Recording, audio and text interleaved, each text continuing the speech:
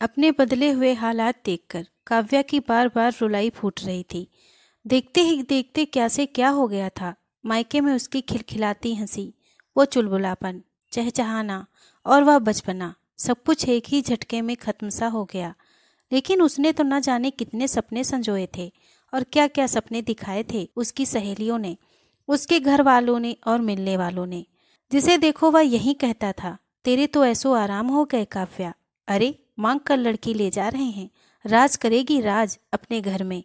नानी की यह आवाज उसके कानों में अभी तक गूंज रही थी। विदाई के बाद जब वह ससुराल पहुंची तो वहां की रस्म वगैरह निपटते निपटते रात के 1 बज गए। थकी हारी काव्या इसी प्रतीक्षा में थी कि कोई आकर उससे कहेगा कि जाकर सो जाओ। थोड़ी देर बाद उसकी सास आई और बोली, जा सो जा काव्या, रात बहुत हो गई है। काव्या को तो जैसे मनचाही मुराद मिल गई, पर अपनी सास की आगे की बात सुनकर उसे लगा कि उसका यह सुख तो क्षणिक ही था। और फिर सवेरे तुझे जल्दी भी तो उठना है। देख, समीर के दादी बाबा को सुबह 4 बजे उठने की आदत है। उठते ही चाय चाहिए होती है। वे लोग तेरे हाथ की चाय पीने की जिद कर रहे हैं। अपने कमरे में आई तो समीर गहरी नींद में सो चुका था। काव्या बिना कोई आहट किए उसके बगल में लेट गई। दिन भर सिर झुकाए बैठे रहने की वजह से उसकी गर्दन दुख रही थी। लेटते ही पलकें झपकने लगीं। उठ काव्या, 9 बज गए, कब तक सोती रहेगी। 2 बार चाय रखकर गई, दोनों बार ठंडी हो गई। दीदी ने उसे झिझोड़ दिया था। अरे सोने देना बेचारी को, आज कौन सा कॉलेज जाना है। पापा की प्यार भरी आवाज आई जिसने एक मीठी लोरी का काम किया और काव्या चादर मुंह तक ओढ़कर और गहरी नींद में सो गई। उसने दीदी की बात पर कोई ध्यान न दिया। सो ले लाडो, जब ससुराल में सास की डांट पड़ेगी तो अक्ल ठिकाने आ जाएगी। दीदी मुस्कुराती हुई चली गई। मायके में थी तो वहाँ कोई भी उसे 8-9 बजे से पहले नहीं उठाता था। घर में सबसे छोटी होने के कारण कोई काम भी नहीं करना पड़ता था। यहाँ तो चाय भी उसे ही बनानी पड़ेगी, वह भी सुबह 3 बजे उठकर। घर में इतने नौकर चाकर हैं, फिर भी उसे ही कहा गया। अतीत की बातों को याद करते करते न जाने कब सो गई वह। आंसू लुढ़क कर उसके गालों पर आ गए और सूख कर अपना निशान छोड़ गए। दरवाजे पर जोर की दस्तक से उसकी आंख खुल गई। ठीक 3 बजे थे। दरवाजा खोला तो सामने सास खड़ी थी। बिना कुछ बोले वह चली गई। कितना कठोर लग रहा था उनका चेहरा, उसे माँ याद आ गई। उसका रोना फूट पड़ा। दिन भर में तो यही एक समय था जब सोने को मिल सकता था। सारे दिन तो उसको देखने वालों का तांता लगा रहता था। जी हल्का होने पर उसने वॉश बेसिन में जाकर अपना मुंह धोया। पानी के साथ आंसू भी बह गए। ससुराल में उसका एक दिन और शुरू होने जा रहा था। पिछले 4 दिनों में काव्या का बुरा हाल हो गया था। सिर झुकाए बैठे बैठे चारों तरफ तमाम औरतों का जमघट अपनी कचर पचर लगाए रहती थीं। सवेरे से ही नहा धोकर तैयार हो जाना होता था। बैठक में जमीन पर दरी और उस पर गद्दे और तकिए बिछा दिए गए थे। सारी बिरादरी और मोहल्ले की औरतें उसके चारों ओर बैठा दी जातीं। सबकी सब उसे ऐसे देखती परखती थीं मानो बायोलॉजी के क्लास में इकलौते कटे हुए मेढक को देखने पूरी क्लास जुटी हो। काव्या कटे हुए मेढक की तरह बिना हिले डुले बीच में सिर झुकाए बैठी रहती। एक एक करके सभी औरतों की बारी आती तो वह काव्या के पास आकर उसका घूंघट उठाकर उसे देखती और रुपए पकड़ा जाती। काव्या रुपए लेकर उनके पैर छूती और रुपए बगल में बैठी अपनी ननद राधा को पकड़ा देती। एक दिन दोपहर में सारे मेहमानों के जाने के बाद राधा बोली, चलो भाभी, कमरे में चल के जरा आराम कर लें। कमरे में आए 5 मिनट भी नहीं हुए होंगे कि नीचे से किसी महिला की बड़ी जोर जोर की आवाजें आने लगीं। अरे बहन जी, माफ करना, आने में थोड़ी सी देर हो गई, पर हम क्या इतने गैर हो गए कि हमारा 2 मिनट इंतजार भी नहीं किया गया। बहू को बिना हमारे देखे ही छुपा दिया। कोई खोट वाली लड़की तो नहीं ले आई। अच्छा खासा हंगामा खड़ा हो गया। तब तुरंत उसकी सास ने कह दिया कि बिना इनकी इजाजत के बहू अपने कमरे में नहीं जाएगी। अच्छा नहीं लगता उसे देखने वालों को बेवजह इंतजार करना पड़े। मायके में इतनी लाडली थी सबकी कि उसके कहीं भी आने जाने पर किसी को भी रोक टोक नहीं थी। मस्त तितली की तरह उड़ती फिरती थी वह सब जगह। और यहाँ अपने कमरे में जाने के लिए भी सास की आज्ञा की आवश्यकता है। तितली के पर काटने पर उसे कैसी तकलीफ होती होगी अब पता चला काव्या को। पड़ोस की चक्की ताई अगले दिन आई थी। 5-6 औरतों के बाद उनका नंबर आया। जैसे ही उन्होंने काव्या का घूंघट उठाया, अपनी काएं काएं वाली आवाज में काव्या की सास को उमेटना शुरू कर दिया। अरे वाह, हमको तो पता ही नहीं था कि मुंह दिखाए में मुंह के अलावा भी कुछ देखना है। या तो यहाँ सब उड़ेले बैठी है, हम बुढ़ियों को ही बुलाना था तो इतने खुले गले का ब्लाउज पहनाने की क्या जरूरत थी। फिर बुआ सास की ओर मुंह करके बोली, इसे जरा कंट्रोल में रखना या तुम सबको उंगली पर न नचा दे। काव्या बहुत घबरा गई। उसे उम्मीद थी कि घर का कोई सदस्य उसकी तरफ से बोलेगा, पर कोई कुछ न बोला। अगले दिन सवेरे कमरे का दरवाजा खोला। बुआ जी और उनके पीछे काव्या की सास खड़ी थी। दोनों धड़धड़ाती हुई कमरे के अंदर आ गईं। काव्या, तुम्हारे पास कोई ऊंचे गले का ब्लाउज नहीं है? काव्या की बुआ सास उसकी अलमारी पर नजर मारते हुए बोली। है बुआ जी, एक वो साड़ियों के साथ का है। ठीक है, तो आज वही पहनकर नीचे बैठक में आ जाओ। कहते हुए बुआ जी ने कड़ी नजर से समीर की माँ की ओर देखा, मानो कह रही हो कि तुम भी तो कुछ डांटो। काव्या की सास ने आदेश पारित किया, और आगे से भी ध्यान रखना कि ब्लाउज ऊंचे गले वाली और ढकी हुई हो। सास जी काव्या को आदेश देकर अपना कठोर चेहरा लेकर नीचे चली गईं। काव्या डबडबाई आंखों के धुंधलेपन में अपनी साड़ी ब्लाउज टटोलने लगी। दादी, मैं अपने जीन्स स्कर्ट वगैरह भी रख लूं? शादी के समय अपने सामान की पैकिंग करते समय पूछा था काव्या ने। जवाब नानी ने दिया था, वह लोग कह गए हैं कि तुझे बिल्कुल अपनी बेटी की तरह रखेंगे। जैसी राधा वैसी ही तू। राधा तो सब पहनती है और वह तो तुझसे 3 साल बड़ी भी है। ले जा, साड़ी की तुझे आदत ही कहाँ है। वाकई साड़ी तो उसने एक ही बार पहनी थी। सारी सहेलियों ने तय किया था कि दीदी की शादी में सब साड़ियां ही पहनेंगी। साड़ी पहनकर जब वह बाहर निकली थी तो सबने उसकी बहुत तारीफ की थी। उसके पापा तो उसे देखते ही रह गए थे। नानी से बोले थे, देखो माँ, कितनी बड़ी लग रही है अपनी काव्या, बिल्कुल अपनी माँ जैसी दिखती है। सबकी आंखों में आंसू आ गए थे। काव्या ने तुरंत जाकर शीशे में स्वयं को निहारा और दीवार पर टंगी हुई माँ की तस्वीर से अपना मिलान करने लगी। पापा सही कह रहे थे, अगर वह साड़ी पहने हुए अपनी फोटो माँ की फोटो के बगल में लगा दे तो दोनों एक सी लगेंगी। अंतर केवल एक ही होगा कि माँ की फोटो पर माला टंगी थी। दीदी की जयमाल के समय जब वह दीदी के साथ चलकर मंच तक आई तो समीर की नजर उस पर ठहर सी गई। सुना है घर जाकर उसने जिद पकड़ ली कि वह शादी करेगा तो काव्या से ही। तब समीर के माँ बाप काव्या के घर रिश्ता लेकर आए थे। काव्या के पापा ने उन्हें समझाने की कोशिश की, हमारे अहोभाग्य जो आप लोग हमारे घर तक आए, पर लड़की तो अभी 11वीं में पढ़ रही है, अभी बहुत छोटी है। काव्या की सास ने उनकी बात काटी, हमारे बेटे ने आज तक जिस खिलौने पर भी हाथ रखा वह घर में आ गया। फिर यह तो बहुत बड़ी चीज है, उसकी जीवन संगिनी है और हमारे घर की लक्ष्मी भी। जब उसने पसंद कर ली है तो लड़की तो हमारी हुई, हम थोड़ी प्रतीक्षा कर लेंगे। पापा ने फिर कहा, देखिए अभी बड़ी की शादी करके निपटा हूँ, इसके बारे में तो सोचा ही नहीं। एक तो सबसे छोटी और फिर बिन माँ की बच्ची। इस बेचारी को तो कुछ भी नहीं आता, न घर संभालना न खाना पकाना। यह बेचारी तो ठीक से साड़ी भी नहीं बांध पाती है। उसकी चिंता आप ना करें। समीर की मम्मी ने बीच में ही टोका, भगवान की दया से घर संभालने और खाना वगैरह बनाने के लिए नौकर चाकर हैं हमारे घर में। इसको तो रसोई में कदम भी रखने की जरूरत नहीं पड़ेगी। रही साड़ी वगैरह की बात, तो जैसे हमारी राधा वैसी ही काव्या। और फिर आजकल तो लड़कियां जींस पैंट में घूमती हैं। राधा के जाने के बाद यही तो उसकी कमी पूरी करेगी। पापा ने कितना समझाया था पर उनकी एक न चली। वे रिश्ता पक्का करके चले गए।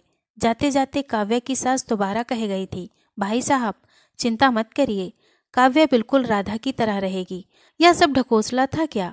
काव्या को तो खुले गले का ब्लाउज पहनने से भी मना कर दिया गया, फिर वह जींस या स्कर्ट के सवाल तो भूल ही जाए। काव्या ने डबडबाई आंखों से नीली जरी की साड़ी और ऊंचे गले का ब्लाउज निकालकर पहना और नीचे आ गई। फिर वहीं बायोलॉजी का मेढक और पूरी की पूरी क्लास। उस दिन फर्क केवल इतना था कि क्लास में कुछ नए चेहरे थे। वह कटे मेढक की तरह निर्जीव सी बैठी रही और मशीन की तरह पैर छू छू कर रुपए राधा को पकड़ाती रही।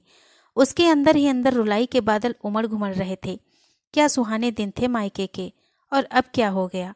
उसका जी चाह रहा था कि सब लोग थोड़ी देर के लिए विलीन हो जाएं, उसे अकेला छोड़ दें, जिससे वह जी भर के रो ले, जैसे वह छुटपन में माँ की गोद में छुपकर रोया करती थी।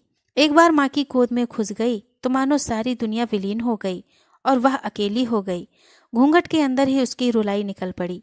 इससे पहले कि अगली औरत मुंह दिखाई के लिए आ पाती, काव्या ने जल्दी से रुमाल घूंघट के अंदर ले जाकर आंसू पोंछ लिए।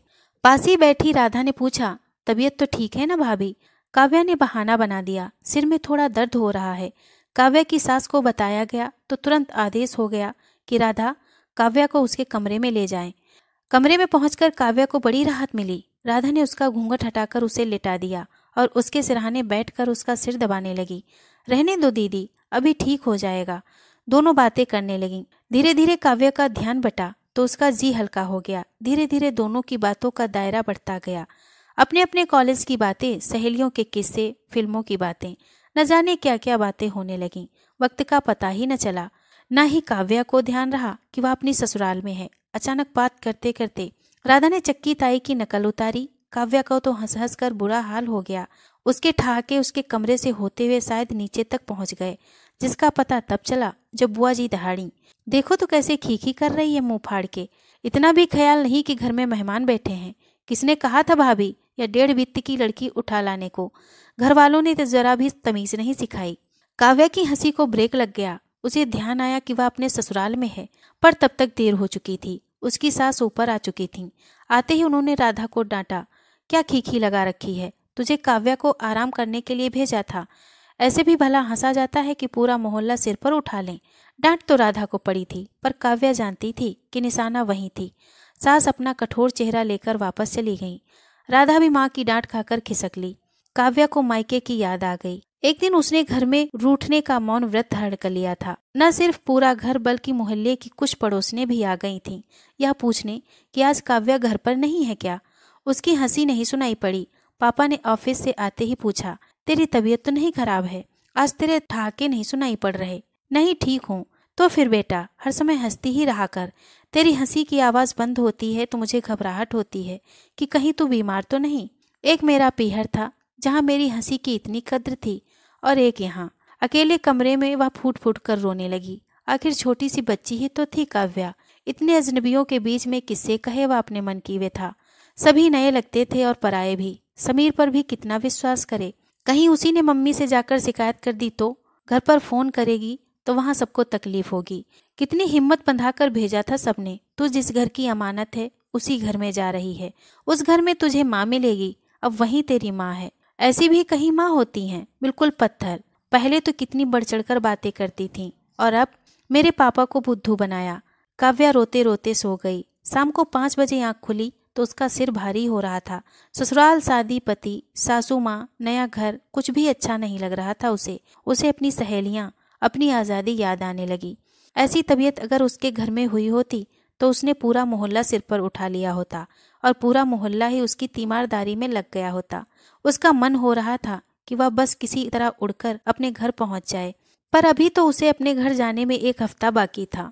और फिर अगर वह चली भी गई तो कितने दिन रह लेगी वहाँ? हमेशा के लिए तो नहीं। कितनी अजीब बात है लड़कियों के लिए। अपने घर में वह उम्र भर पराई की अमानत रहती हैं, और जिस घर की अमानत है वहाँ पराई जैसी लगती हैं।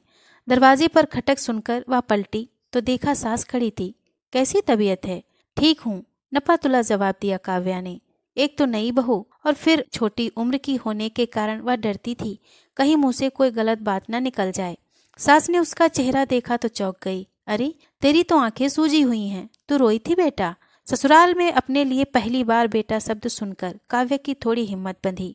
बहुत रोकते हुए भी उसका 4 दिन का दबा हुआ उबाल उनके होठों पर आ ही गया।